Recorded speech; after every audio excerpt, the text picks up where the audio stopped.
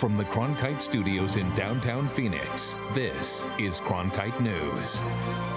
Mr. Mueller has been accused repeatedly and without basis in fact of conducting a witch hunt.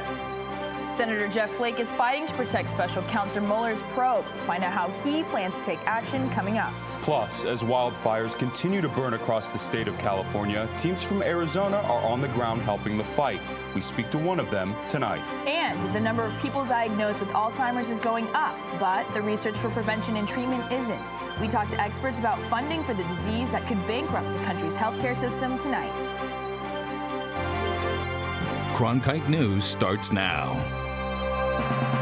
Good evening and welcome to Cronkite News on Arizona PBS. I'm Samantha Lomibao. And I'm John Cardinelli. Thank you for joining us.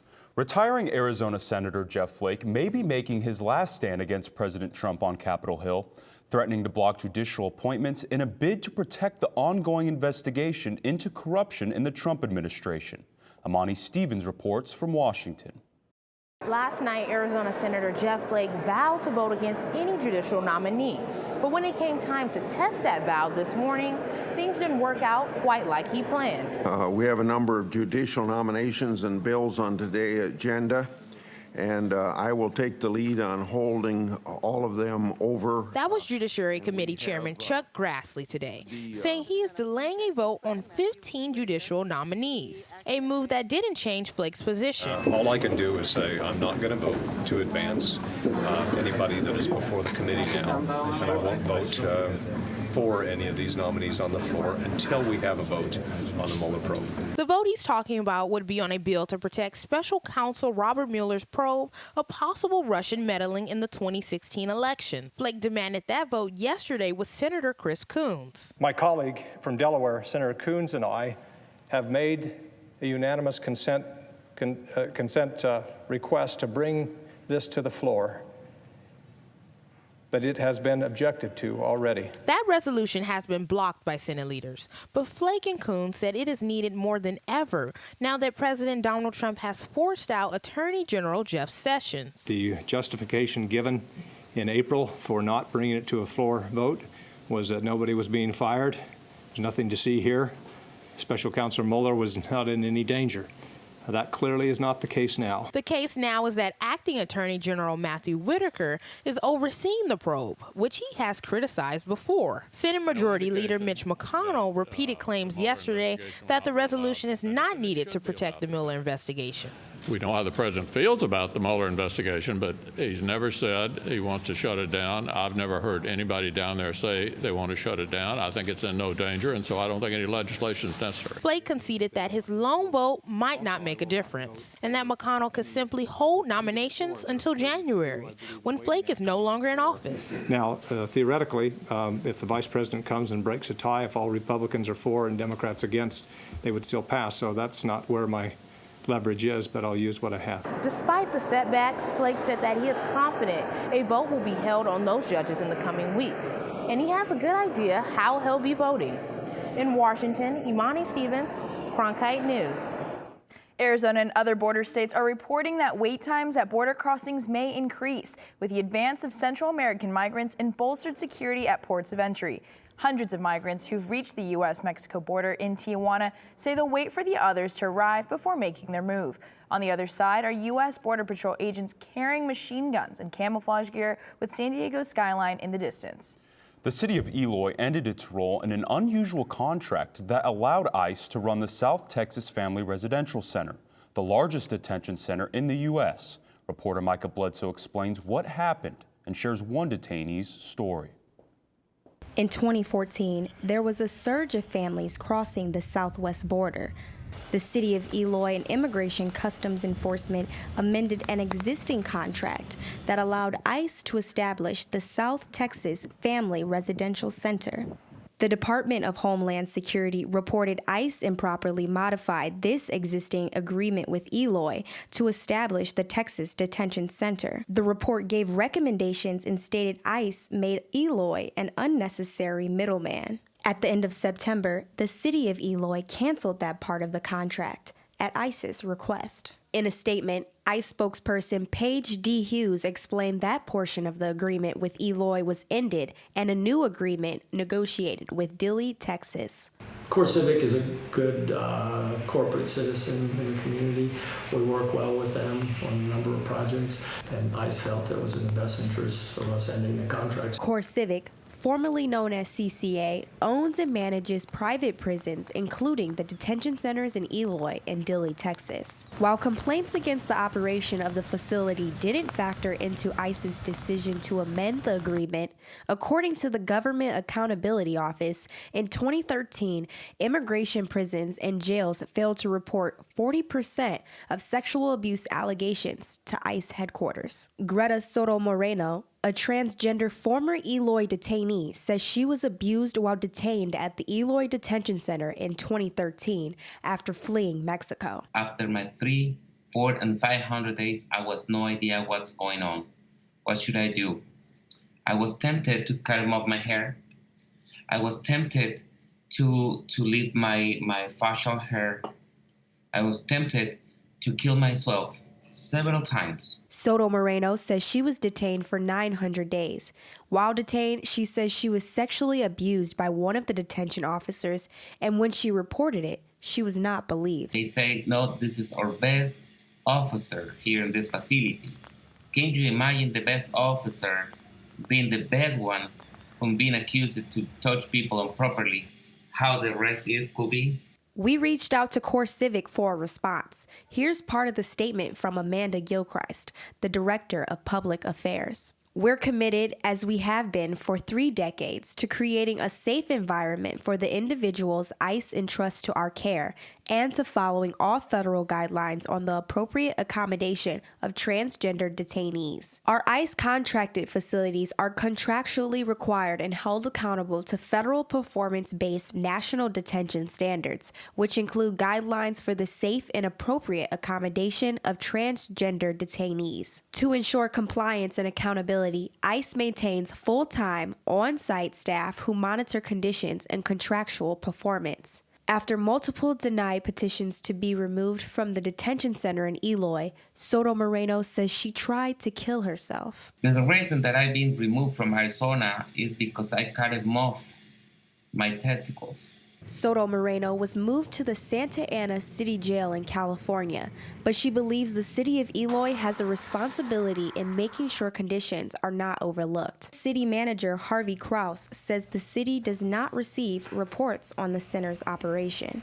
They release of any liability or any operational responsibilities of either the Eloy Detention Center or the Dilley facility. Gilchrist's statement goes on to say, "We are proud of the quality of care we provide and will continue our long-standing commitment to ensure the safety and dignity of every individual in our facilities." Reporting in Eloy, Micah Bledsoe, Cronkite News.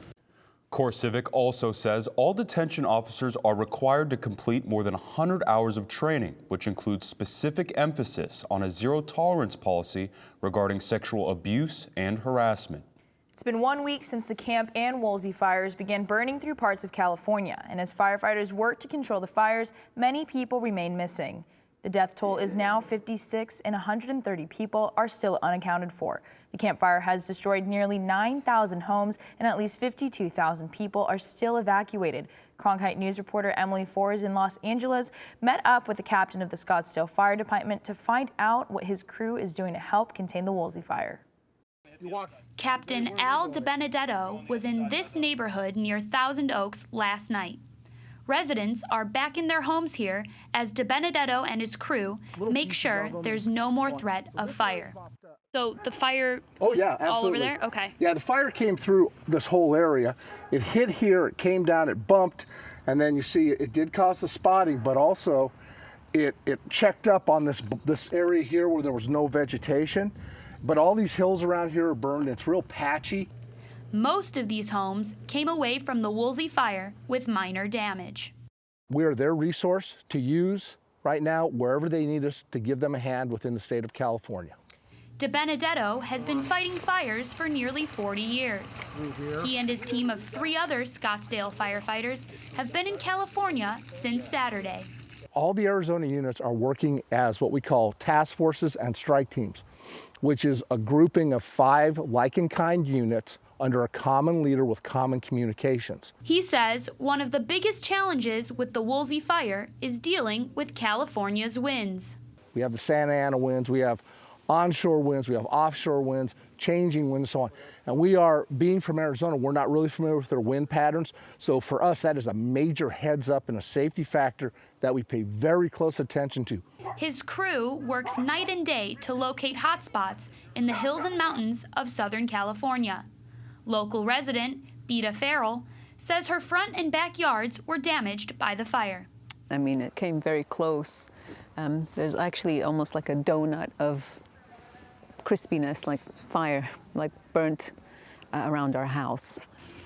Farrell was lucky. She wasn't home when the Woolsey fire passed through. We're grateful. We're grateful to these firefighters. We're just grateful we have our home. Captain DeBenedetto and his crew will be in California for at least a few more days. Usually these assignments are up to 14 days, and sometimes we can extend as far as 21. We will stay as long as they need us. And if they're done with using us here on the Woolsey and they want us to go to another fire, we'll go to that fire. The Arizona Department of Forestry and Fire Management has sent 169 Arizona firefighters and 46 engines to California. Most of them, like the crew from the Scottsdale Fire Department, are working to contain the Woolsey fire. In Los Angeles, Emily Four, Cronkite News. The Woolsey fire has destroyed an estimated 504 structures and is about 52% contained. Arizona elections officials say they are almost done counting outstanding ballots from the midterm election. Of the nearly 2.3 million votes cast, there were about 124,000 ballots left to count, most of them from Maricopa and Pima counties. The only race yet to be called is Secretary of State, in which Democrat Katie Hobbs holds a 6,000 vote lead over Republican Steve Gaynor. You can track our continuing election coverage on cronkitenews.azpbs.org. In the past 3 years, funding for Alzheimer's research has reached an all-time high. But coming up on Cronkite News, we're taking a look at why it still may not be enough. And parents nationwide worry about young athletes getting concussions. The steps towards risk prevention next. As journalists at Cronkite News, we report on stories that matter to you by focusing on the local impact. We dig deeper and work tirelessly to keep you informed. Live in Wickerburg. Live in Los Angeles. In Cleveland. In Washington. In Louisville. From Jerusalem. Live in Philadelphia. From around the world to right here in Phoenix. At Cronkite News, we report the facts and stick to the truth.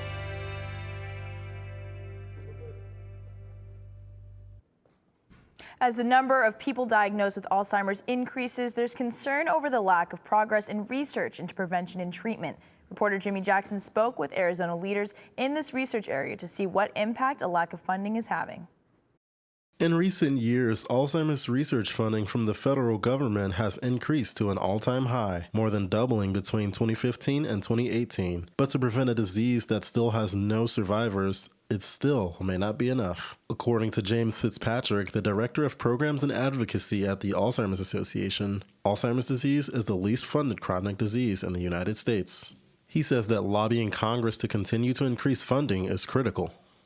Cancers and HIV and these other diseases in the top 5 in our country are still receiving way more than what we are, and it's not enough. The National Institutes of Health is the federal research agency that allocates funding for diseases, and Alzheimer's now receives an estimated $1.9 billion, which is an increase of $1.2 billion over the last 4 years. Paul Coleman, a research professor at Arizona State's Biodesign Institute, says another issue is that the fight for grant money is very competitive. In the recent past, the money has run out only when they get through the top 5 to 7% of the proposals. That means then that the other 93 to 95% of the work that people have proposed never gets funded, doesn't get done. So certainly this has been an impediment to progress. Most research in recent years has focused on plaques and tangles, which are proteins that build inside and in between neurons in the brain in areas that affect memory. However, Coleman says this research is limited because it does not reveal enough about the causes of Alzheimer's that may begin earlier in the brain's development. It's my opinion that the devotion of a number of people to looking at plaques and tangles has interfered with real progress in understanding what's going on with Alzheimer's disease. Eric Ryman, the executive director of the Banner Alzheimer's Institute, says that he would like to see funding reach $3 billion. And with that, researchers will be able to continue current research while also exploring other areas. We have the opportunity to take the more traditional findings, put them to the test in more powerful ways, and find out one way or the other, are they on the right track, or should we pursue other mechanisms? At the very same time, we need to be thinking about novel mechanisms and risk factors, new targets at which to aim treatments. Ryman says that Arizona has an advantage because it is a major research hub for Alzheimer's. In Phoenix, Jimmy Jackson, Cronkite News. In 3 decades, Alzheimer's is expected to cost $288 billion to the U.S., according to the Alzheimer's Association. If there's not significant progress on treatments or a cure, experts say the cost could bankrupt the country's healthcare system. The director of the Mayo Sports Clinic here in Arizona traveled to the nation's capital to talk about keeping young athletes safer from concussions. Cronkite News Washington reporter Ian Solomon has the details. Are you worried about your child being injured playing sports? If so, you join 87% of parents nationwide. But a new partnership between U.S. Youth Soccer, the Mayo Clinic, Injure Free, and the U.S. Center for Safe Sport is aiming to lessen those worries. Say that our system is designed so that if an injury or a suspected injury occurs, the parents or guardians of that child will be connected with licensed regional medical professionals. The system U.S. Youth Soccer CEO Chris Moore is referencing is the new Athlete Incident Management System, which is being implemented nationwide. AIM is not only meant to provide resources to coaches and parents, but also collect injury-related information, something that isn't being adequately done now.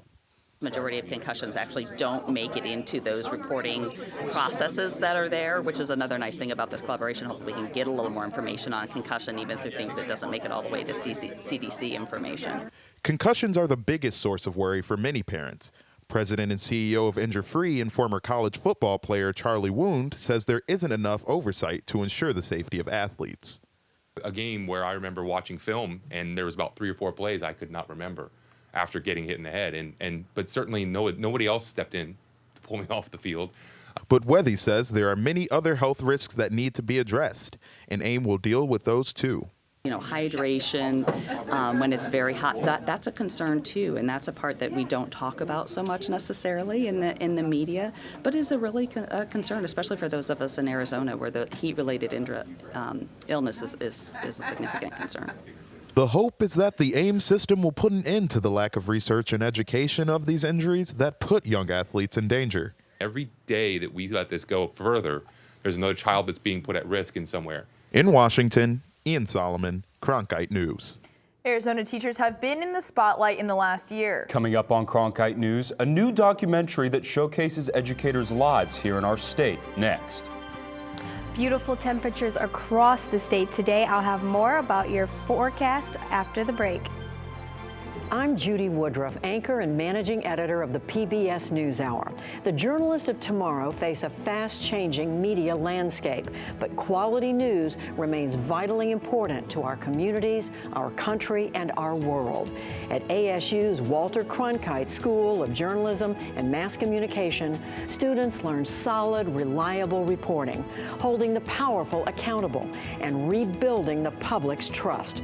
The Cronkite School and Arizona PBS, preparing the next generation for a stronger future of journalism. Teaching in Arizona is not just what people do for a living, it is also the name of a new documentary. Reporter Tanaya Williamson has the full story. Arizona teachers received the attention of millions this year as they marched during the Red for Ed movement. The documentary Teaching in Arizona covered that, plus a little more about the profession and what it means in our state. We chose to create this documentary in order to really show people what it's like to be a teacher today, and to dispel the myths that teaching is a part-time job and that it in fact is a profession that requires a lot of preparation, professional development, mentoring, and training to be highly effective. Those of us who are not teachers, hopefully what this documentary will share is to kind of be a wake-up call to help each and every one of us to say, you know what, we need to do more to help our teachers. So that is 24/7. I'm just a teacher all the time. There are times that I just have nothing left in me. I just kind of I can't give anymore. There's no more I can give. I've been teaching for 12 years, so it's been amazing. I love teaching. It is really, really hard, but it's been amazing. Teachers like Nathaniel Rios were featured in the film and opened up about the financial difficulties that he and his wife face. I have a second job. I teach during the day, and then this Saturday I'll work to 9, 10 o'clock at an ice cream shop, and next Friday I'll work to 11:30, probably 12, and close the ice cream shop down. Rios says that although salary is a factor, that there is much more to be addressed. There's more conversation to be had that is complex, and teachers would like to have a seat at the table because we feel like we, being on the front lines, know what that looks like. In Tempe, Tanaya Williamson, Cronkite News. Teaching in Arizona is being screened across the valley. The next screening will take place on November 29th. John, it's definitely starting to cool down here in the valley. You know, it really has cooled down. It seems like the last couple of days I've needed a jacket everywhere I go. Let's check in with Micah Bledsoe in the Weather Center to see if we could expect cool temperatures this weekend. Micah? We can expect cool temperatures all this weekend. Right now we're experiencing beautiful temps.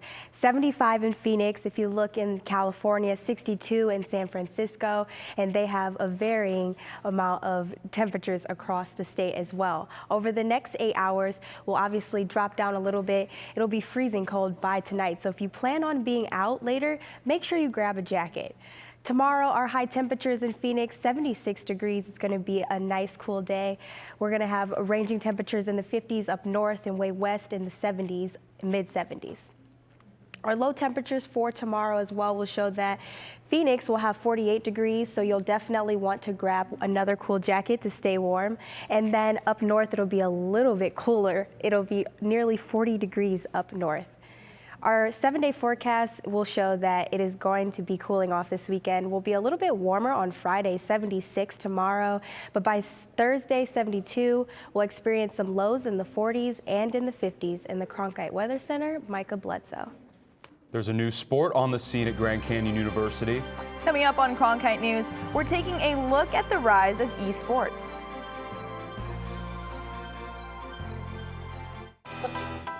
If you're looking for one show that tells you what happened that day in the world of business, it's NBR. We saw a classic shipwreck. Nordstrom's opening stores. Triple-digit gains. Crude climbs. We're there to help our audience find new investment ideas. The market still has room to go up. Nightly Business Report is the longest-running business television program in history. Weeknights at 10:30 on Arizona PBS. I'm Matt Berry, ESPN Sports Center anchor and graduate of ASU's Walter Cronkite School of Journalism and Mass Communication. With its bachelor's and master's degrees in sports journalism, the Cronkite School is preparing the next generation of sports journalists to tell stories that matter, stories that excite, inspire, and inform. Cronkite immerses students in covering sports at all levels in one of the country's top sports markets. It's this hands-on experience under the guidance of award-winning sports media veterans that shape the top journalists of tomorrow. For the past 8 months, we've been delighted to bring my show Amanpour to PBS. Now, I am thrilled with our new show Amanpour and Company. I'm really looking forward to working with our incredibly talented contributors. Join us for Amanpour and Company. Weeknights at midnight on Arizona PBS. Grand Canyon University's esports program is on the rise. Their varsity Overwatch team made it to the Sweet 16 last year, and the school just opened a brand new esports arena.